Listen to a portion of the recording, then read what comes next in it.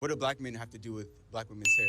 I think a lot of times the main people policing black women's hair are black men. However, again, like I said, what a black woman wants to do with her hair is her choice.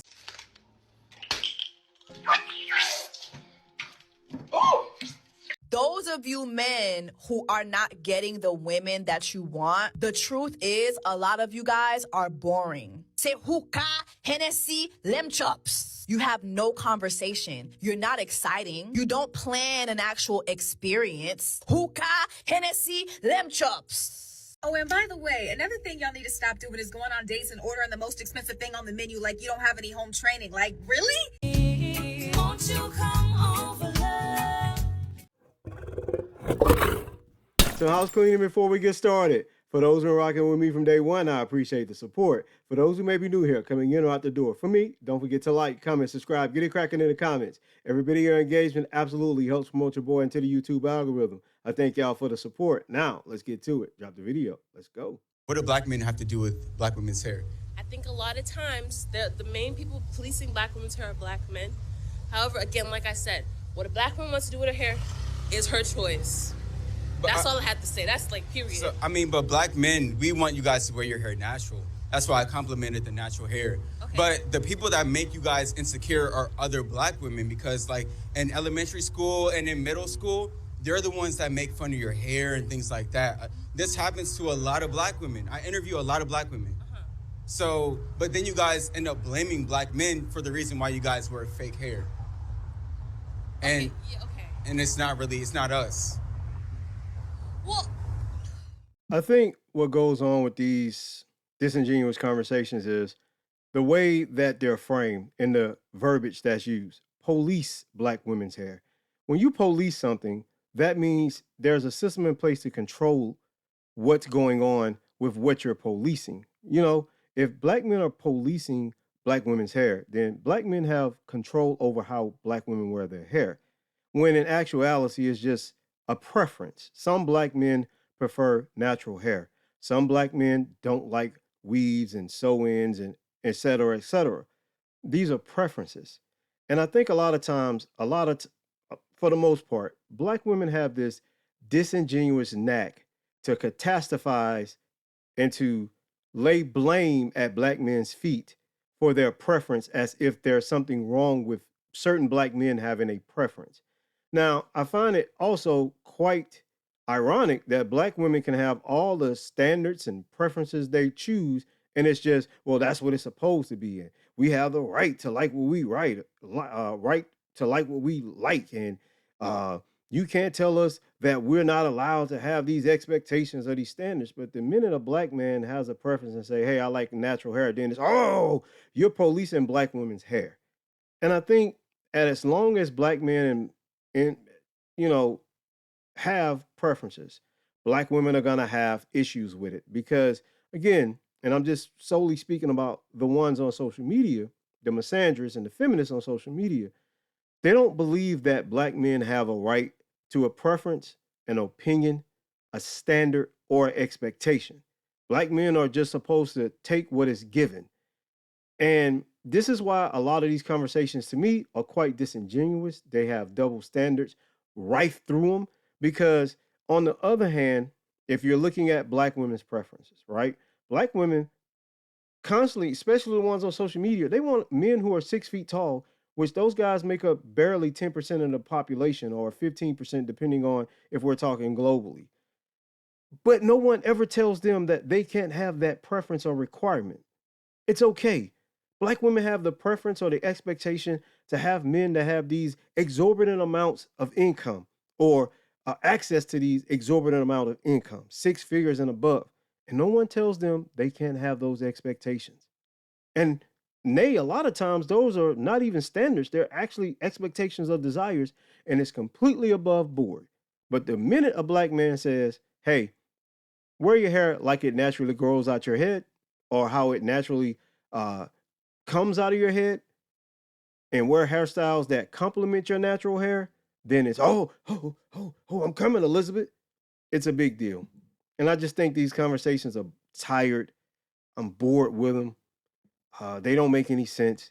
And I think it's just their go-to scapegoat to demonize foundational black men for everything.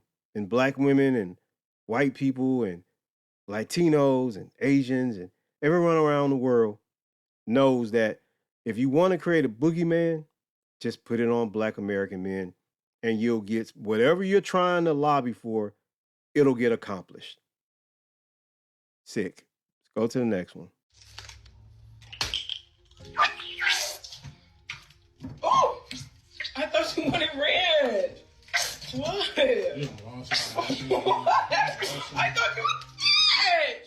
You better clean up all this No, mess. Dion, that's too much. You better clean up all this mess. You better clean up all this mess, though. That's crazy. You better clean all that mess up. What? You'll see how aggressively she grabbed him as he started to walk away. Like, look at the anger in her eyes. And if she didn't have this moment where she remembered they were recording this whole event, I think she probably was about to hit that guy. And this is just a friendly reminder that men can be physically abused by women too. Look, she absolutely was gonna probably knock this guy upside his head. And she remembered in that split second that, oh, I got the camera rolling. Does abuse happen to men from women? Yes, I've talked about this ad nauseum on my channel. A lot of times abuse is bilateral and initiated by women. We got to get out of this notion that women are sugar and spice and everything nice, and that they are the fairer gender that always should be given the benefit of the doubt. Women are first human beings before their agenda, right? Before their agenda, I should say. So women are human beings and capable of the full scope and range of human emotions. They're capable of the full scope and range of human indecency and debauchery and negativity and violence.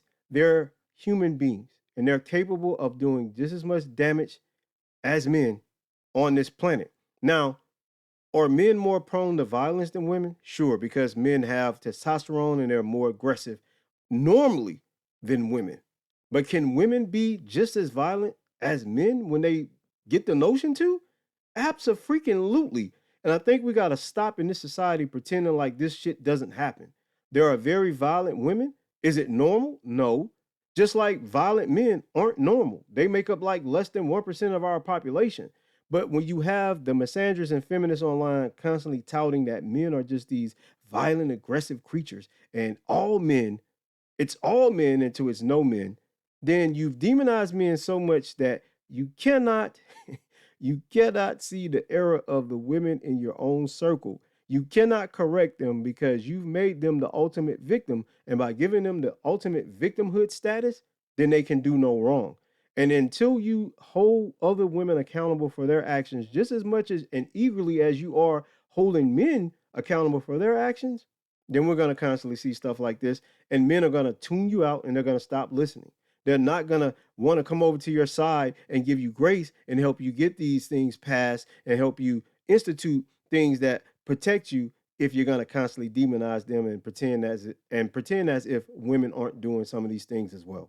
Those of you men who are not getting the women that you want, the truth is a lot of you guys are boring. Say hookah, Hennessy, lem chops. You have no conversation. You're not exciting. You don't plan an actual experience. Hookah, Hennessy, lem chops. Nou pa gen passport. You don't want to travel nowhere. You don't want to try different food. Say lem chops. Lem chops, mashed potato, hookah, Hennessy. Always the same thing. It's no adventure with y'all. If you are a man in the dating pool right now, ask yourself, are you an experience? We want an experience this year. Experience. If you want an experience, give it to yourself.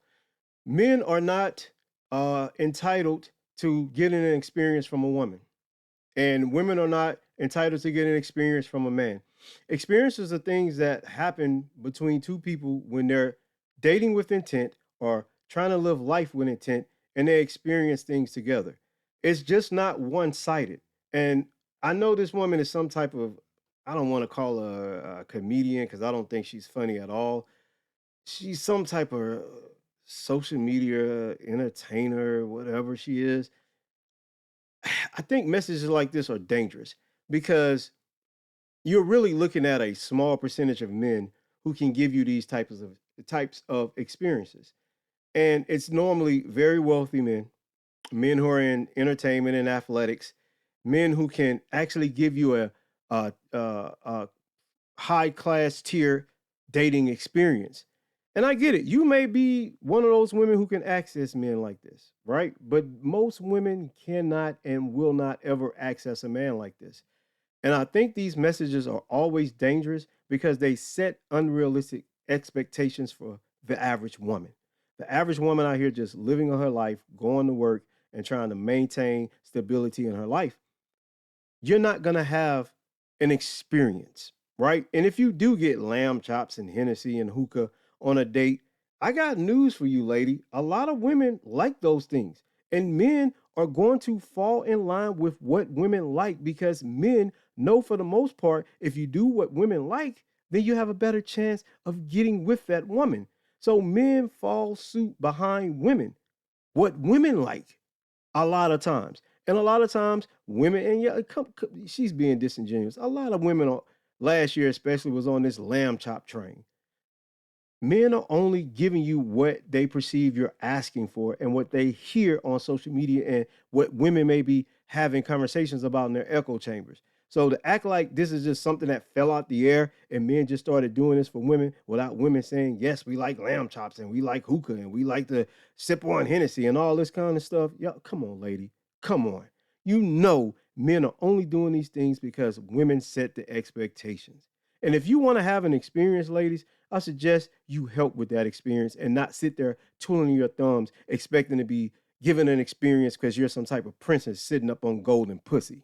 Oh, and by the way, another thing y'all need to stop doing is going on dates and ordering the most expensive thing on the menu like you don't have any home training. Like, really? One of my homeboys told me he took a girl to a ballpark, very beautiful date, got her amazing seats, asked her, babe, do you want something to eat? And what did she order? Not the hot dog, not the popcorn, but the $45 beef brisket sandwich. Like, really? You need the beef brisket sandwich. Look, I think this is an example of women going on dates to get things they cannot acquire themselves, right? You have some women that go on foodie dates. You have some women that go on dates for experiences, like the lady just said prior. And I think they're not dating with intent. And these will be the very women, the same women that'll come back and complain later on that they're only getting men to use them for sex and objectify them. But ma'am, you objectify yourself when you only go to date someone or go into an experience with someone from a financial aspect, from a materialistic aspect, to get an experience for something you cannot give yourself. And I think a lot of times, a lot of you women that get on social media and listen to like the women that I just showed the video prior, you're going to end up being the type of women that are going to get back on social media later on complaining that men only see you for sex because you're not bringing anything to the relationship other than expectations and ass. And as long as you're bringing ass and expectations to a relationship and you seek men purely from a financial standpoint, then you get what you deserve. And your outcomes are always going to reflect what you put into what you're trying to get out of the outcome, which is nothing.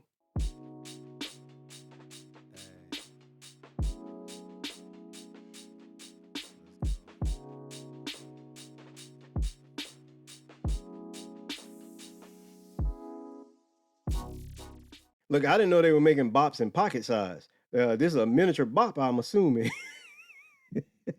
Stop, man. Look, man, no disrespect to this boy, man. I'm just joking around, man. I don't know this woman from a can of paint. I'm sure she's lovely. She had a lot of disadvantages coming up in life. She's a little person. And if she feels this makes her, stand out and make herself be beautiful, and she most definitely is, when I see people like this, I'm going to give her all the flowers she deserves. She has a hard road to climb, a hill that's surmountable in obstacles in her path. And she deserves all the praise she gets. She's beautiful. She's confident.